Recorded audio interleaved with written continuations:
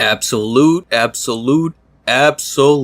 ladies and gentlemen. In terms of absolutely great comic books, Absolute Batman is one of them. I don't really follow DC Comics quite often. The only comic book that I am picking up anytime it comes out is the Chip Zdarsky Batman comic book run. As I read through it, I thought it was very entertaining. It was fun. Batman did go through some multiverse shenanigans, but I thought it was very fun. I haven't caught up with the previous 10 issues, 20, 15, whatever amount of issues, since he got back from the multiverse event that he did. As y'all already know, I mainly cover and review Spider-Man, the Amazing Spider-Man comics, and Ultimate Spider-Man. I do have side comic books that I occasionally pick up, like Venom, Fantastic Four, definitely a good portion of whatever Spider-Verse comics, Venomverse comics that they're releasing. So in terms of DC Comics, I don't tend to read most of them. But when I heard DC Comics was having their own absolute run of comics, which is the equivalent of the Ultimate Comics that Marvel was doing, I had to check it out. I kept seeing articles talking about how DC Comics is very proud and they kept pushing this Absolute Batman to the point where they occasionally would drop artwork or things that would happen in the comic book itself to try to get readers interested, of course. One of the main things that I was particularly excited about was the fact that we were going to get a homeless Batman that used the bat on his chest as an axe. That right there already sold me on it. Sure, people already thought that was a very dumb idea. It was stupid. How is he going to use an axe against villains? Well, that's part of the intrigue. That's what got me hooked.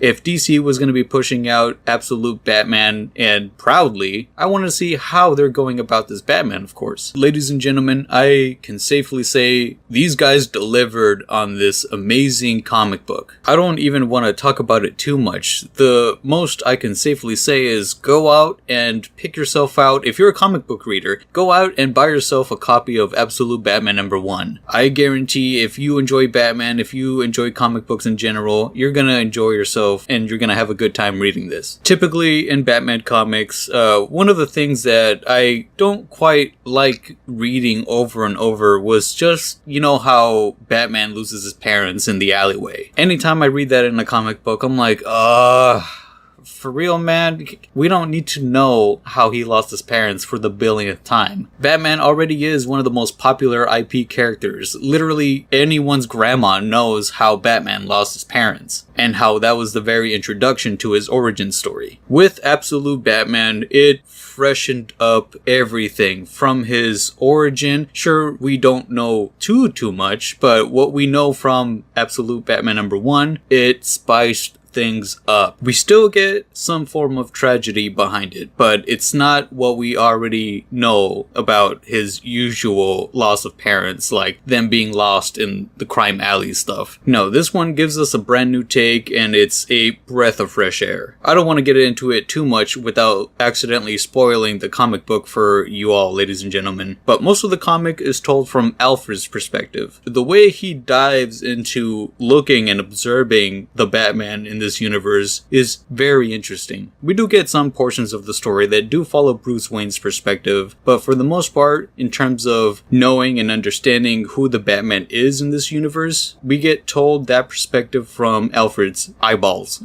This comic book, I can definitely say, was one that I honestly didn't want to end. I wanted to just continue reading and learn more and more about the universe and the character. All the uniqueness that comes with this absolute universe. I remember coming across an article that showed this specific part of the comic book. You could call it a spoiler, but it basically had Batman with the axe that's attached to his chest, utilizing the axe to just completely cut off one of the villain's arms. But the comic book perfectly explains Batman's reasoning and thoughts behind his actions, and it does so in a very fun way. Like I said, this comic book was immensely intriguing, and I highly recommend anyone who's interested in comic books go out and buy yourself one of these issues and just sit down and read it. As I had fun reading the comic book and learning about the Batman character side, Bruce Wayne's character is also just as equally interesting and captivating. We dive into some of the more bare bones aspect of Bruce Wayne's background without getting into nitty-gritty stuff, while also maintaining what we already know to be Batman's character. In that regard, I'm talking about his morals and how he goes about his actions. All in all, the comic book gives us us a breath of fresh air, a brand new perspective on the Batman character, while also maintaining what we know and love about the character. So if you think this Batman is immensely brutal from what you've heard about him utilizing the axe to just completely chop off a character's arm, well, go out,